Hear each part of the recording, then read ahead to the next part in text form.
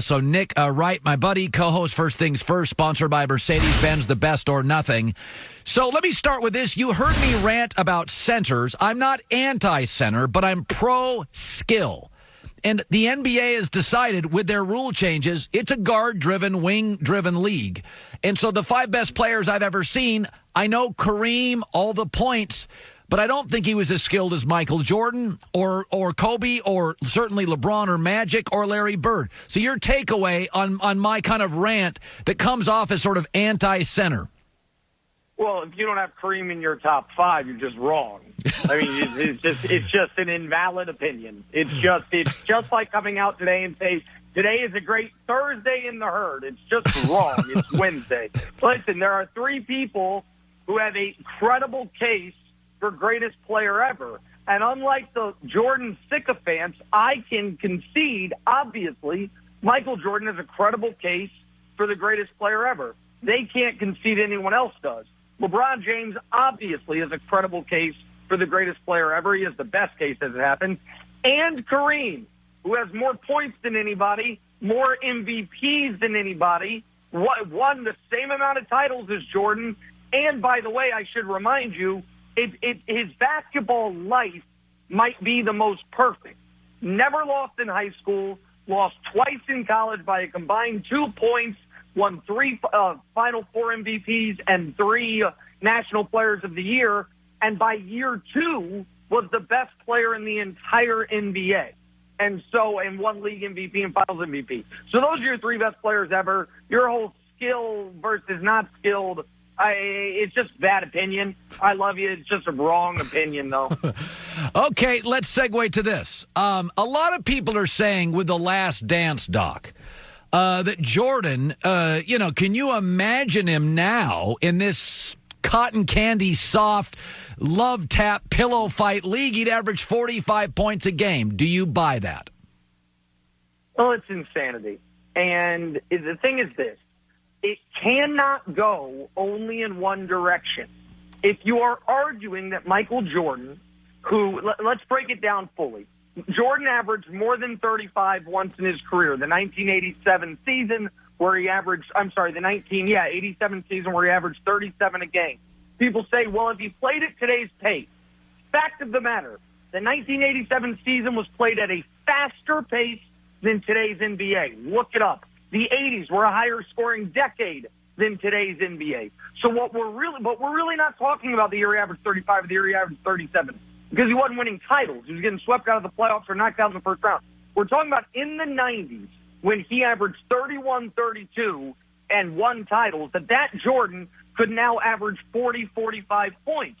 Well, you must therefore also be saying that Dominique Wilkins, who averaged 29 when Jordan averaged 31, would be averaging 40, 41 points. And you've got to do it in the other direction.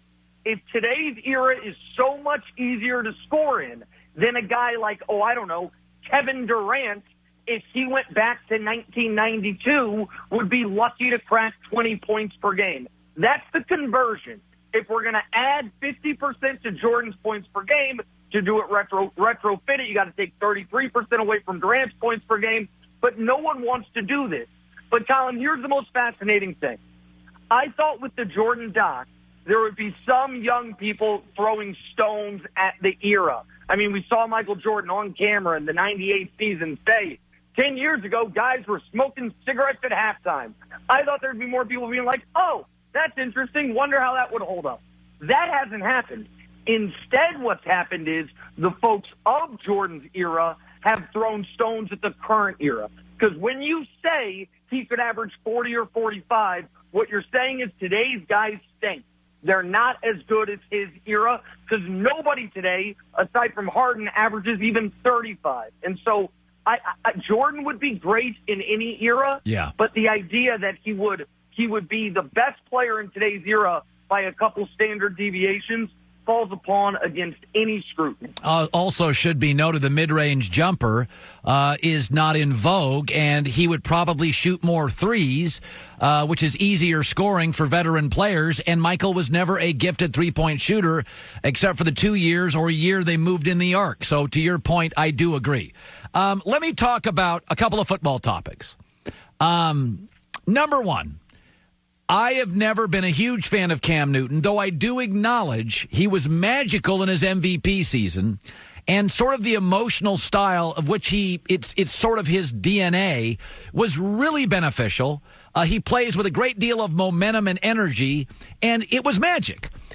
My knock on him is that he is not easy to coach, doesn't win enough, mechanically doesn't appear to be the same thrower he was 5 years ago, and he's banged up and out of his prime, I believe. And frankly, not accurate enough in now an accurate quarterback league where you've got to be in the 60-65 percentile. I never thought he had much of a market because I think he's a celebrity and nobody wants a celebrity backup. Are you bothered by the fact that nobody appears to be even remotely interested in Cam Newton? Well, I just want people to acknowledge and admit that it can't just be about football if Cam Newton can't get a job. Because here, people say, well, he's not consistent. Okay, it's a fair point. Joe Flacco was remarkably consistent for 6 years after they won the Super Bowl. He was consistently terrible all 6 years. And guess what? Denver traded for him even though he was making upwards of $18 million per year. All right, well, then with Cam, it's not about consistency. It's about health. And he's been inconsistent health-wise. You know who was very consistent health-wise? Sam Bradford. He was consistently always injured. Yet, despite that, Philly gave him a deal. Minnesota traded for the deal. Then Arizona gave him another deal. You know a guy who played 8 good games in his career? Case Keenum, John Elway, come on down. Hey, Nick Foles, you played 6 magical quarters. $88 million from Jacksonville, and the Chicago trades for him. So when it comes to Cam, what I wish folks would acknowledge is for a lot of the decision makers in the NFL, Phillip Rivers and his inconsistency and interceptions that go along with showing players up on the field and screaming at coaches, it's a little more palatable when the post-game ridiculous outfit is a bolo tie. For Cam, when the post-game outfit is something that I happen to think is super fly, but you wouldn't be caught dead in, Colin Cowherd, he all of a sudden, for some guys, it's like, I don't know if that works. So until we get to a place where we have 32 consistently healthy quarterbacks, there should be a place for Cam Newton. Yeah, that's why I've said Cam's a celebrity. Nobody wants a celebrity backup. I don't think it's just health. I think that's a nonsense argument. And I don't think it's just consistency. I think he's a celebrity. And that's why nobody wants Baker Mayfield eventually as a backup. That's why nobody wanted Johnny. I think when you're a celebrity in this league and Cam is a big star, you either build around him or you're not interested. So let's move to the next topic. You have a relationship with Aaron Rodgers. He slid into your DMs once or something like that. I do not.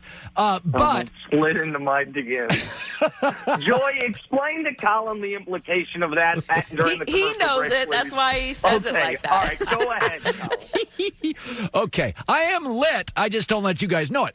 So, my argument is if the Packers drafted Jordan Love, but the next draft pick was a wide receiver, this would be fine. Because then they could go to him and say, listen, this is what we did with you.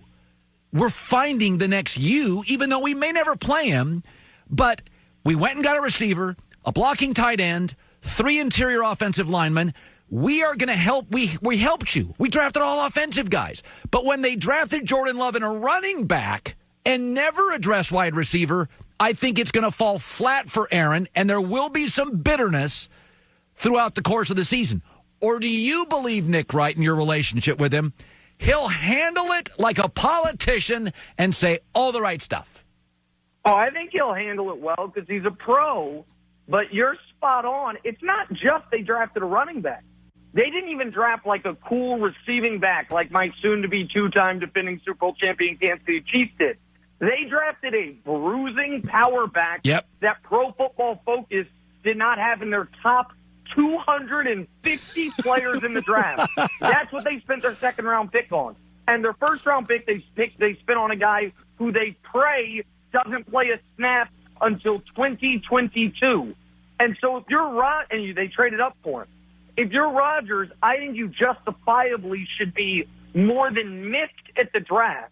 And then I will reiterate the point I made last week. I would be moved from more than miffed to downright irate that somebody was whispering sweet nothings in Bob McGinn's ear to where they talk about me like I'm a problem. I've used this quote before. Bill James is one of the smartest ones. The bad teams have a horrible habit of blaming their best players for their biggest problems. We've seen this happen to Odell Beckham. We see it happen to guys all the time. The one great player on a team gets blamed for the team not being greater or good. The Packers were 13-3 last year, despite a rookie head coach and a defense that fell apart by the end of the season. And all of a sudden, Aaron Rodgers' attitude is the problem. Look at that throw. Look at what he did to my beloved Kansas City Chiefs. It's an impossible throw he made. Look at that. He handed it to him there. Yeah, that guy's the problem that you need to rush out of town. It's insanity. By the way, let's circle back to basketball in The Last Dance. I don't have a problem with Michael Jordan being critical of Jerry Krause, who has passed away, because Michael was critical of him when he played. And now he's critical of him when he's gone. He was critical of Isaiah when they battled. He's critical of him now. He's authentic. He's not softening his stance. And I think sports writers tend to like happy endings and nice cuddly stories. And Michael will not oblige anybody.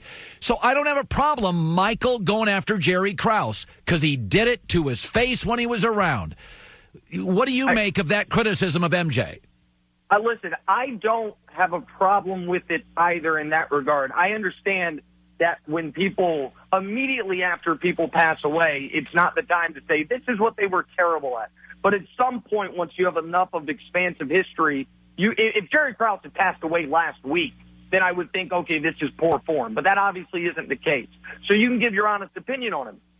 And while Jerry Krause did seem to really want credit for what Michael and Scotty and Phil did, and seemed to really always be looking for ways to kind of create wedges within the team. Yeah. What cannot be forgotten to history is Jerry Krause found Scottie Pippen, got Horace Grant, acquired Dennis Rodman, waited 3 years for Tony Kukoc, got Steve Kerr, John Paxson. He built an amazing team. A team that the first year Jordan was gone was good enough to win 54 games. So, listen, the guy might have not been as likable. He might have had some personality quirks, all of it. But he did a really underrated job at filling out the rest of that roster. Because when Jordan was first winning MVPs and it was when he's scoring 35 and then 37 points per game, those teams weren't winning. And you needed that supporting cast. But to your overall point, I do think it's fair to say it's not like Jordan waited for him to be gone to trash him. He did it at his damn Hall of Fame speech. He's always, now, if we want to talk about how petty Michael Jordan is, we don't have enough time. So we'll do that another day. But in general, I agree with you, Colin. Nick Wright. Excellent work, my friend. Great talking to you. First things first. Good seeing you. I'll be listening to you on radio today. All right. I'm curious to see who slides into your DMs later, Colin. Thank you. Hi, everybody. Thanks for watching. Subscribe here to get the latest from the show. Also, be sure to check out more of the best clips from The Herd or go watch a few segments from other shows on FS1.